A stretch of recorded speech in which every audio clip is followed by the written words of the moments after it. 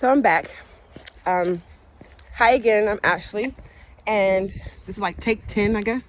But long story short, this is me. This is who I am. I come on here. I've come on here. It's whatever. I came on here so that girls like me, women like me, and babies, as I say babies, like teenagers, when they're starting to understand certain things, or even little kids, come across certain things on social media. And I just want to address some of the things. This is my episode 1 of Ashley Fortson's podcast. And I want to talk about it. Being a foster kid, how did you feel? Being in the system, what do you feel now? It's crazy because I don't speak about it. I've been to doctors, I've been to counselors, whatever you want to call it, right? And a lot of times, I'm so sorry that you went through that. I can't really speak on how you feel. So then why are you talking about it? That's how you looked at it, right? And they give you tools to fix your anger, fix you, to try to make yourself better, to not doubt yourself, to look at yourself in a light that you've never looked at yourself at. You never looked at yourself like that. So first things first, let's dig down to my past a little bit, where I came from. I was born in Virginia. I have sisters, I have brothers, I have my real sisters, and then I have my foster families that I have my sisters and brothers, right? And found out I wasn't even adopted, guys. Crazy part. My mom had gave me to a friend, as she says. And long story short, the mother that I thought was my mom, she was my foster mom, and she took care of me since I was like 6 weeks old, and she passed away of cancer. So with her passing away of cancer, her family didn't like my dad. That was my foster dad, and he's my dad because that's the only dad I really know.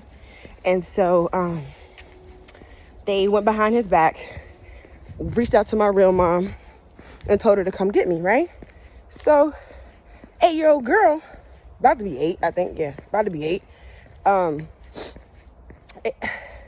That's a trauma, right? You bringing somebody into my life that I didn't know, but I look like her. I seen her. So I'm like, dang, I look like her. Like, it's crazy, right? So long story short, she came and snatched me up. Took me back to where she's from, where I was born at, and expected me to go on about my life and live and be this great person. But I couldn't be a great person because what I knew, you didn't ease me out of it. You snatched me out of it. You know what I'm saying? So I know that some people will never find their real family, or some people don't want to deal with their real family, or got anger and hate. But I'm trying to stop that before you get my age and you sit here and you still got anger and hate, right? Like, life is too short for us to carry around a burden that we did not do. We did not do that. You're worthy enough to be loved. You're worthy enough to have your family. And don't ever think that you're not. Life is so short and sweet that you got to enjoy it. And whatever happened, with somebody not wanting you, someone not loving you, someone just giving up on you, it's their loss. Understand that. So that's a little backstory that I moved with her. I tried to adapt, I guess, as an 8-year-old could adapt. Things went left. Got a counselor. She didn't want me no more, so she gave me back to the system. All right, guys? My foster dad, he fought for me for a whole year. Then they granted him full custody.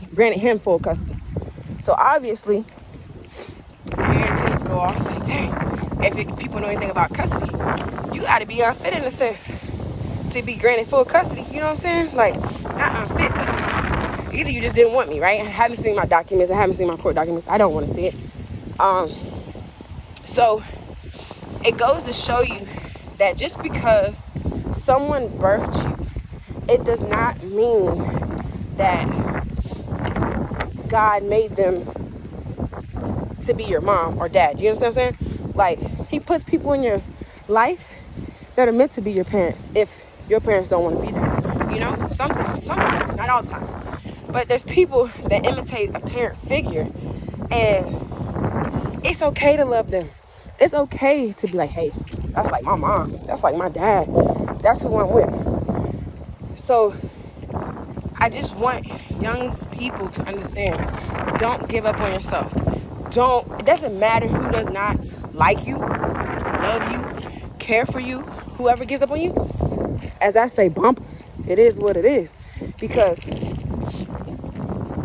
I have been through so much, and I know this world, we all have been through so much. Not everybody. I'm not going to say everybody. But we've been through a lot, you know?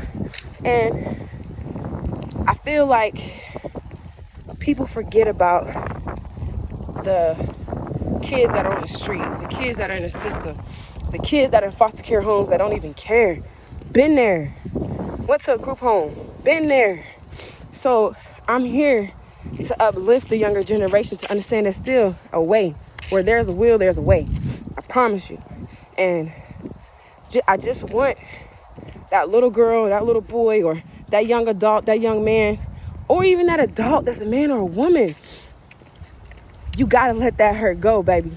You got to let that hurt go.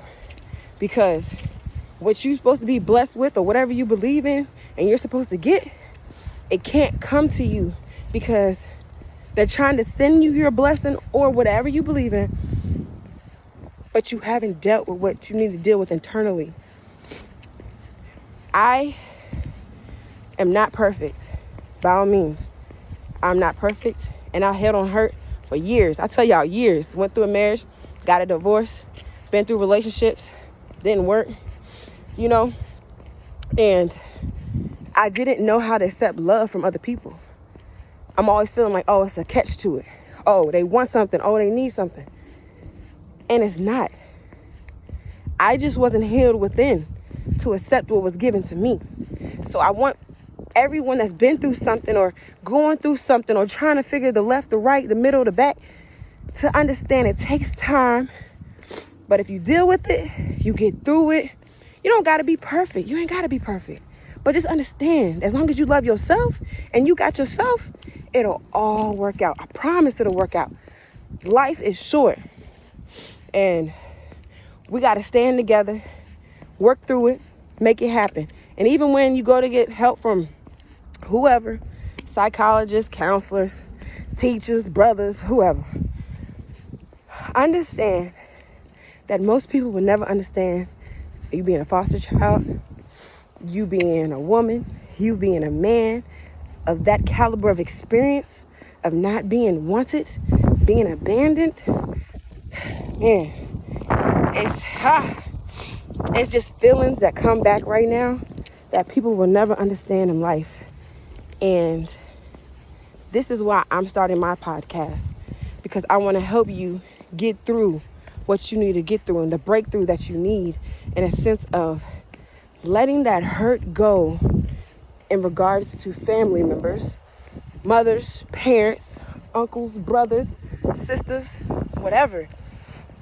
Just because you were abandoned in one place doesn't mean you'll be abandoned in somewhere else, because there's something else bigger and better out there for you. You may not understand it right now, but you'll understand it later.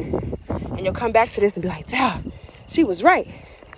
So this was just a little quick recap. What I'm going to be talking about, what I'm trying to get through. So look out for my podcast. It'll be ready in a few days. And I want everybody to like, share, comment what you don't like, what you think should be better. But yes, I am an Army female. I am a single mom. I've been married before, been in foster care, been in group homes, dropped out of college, went to the Army. Now I'm back in college trying to finish. I just don't want you to be me. So be on the lookout for my breakthrough podcast. Love you guys.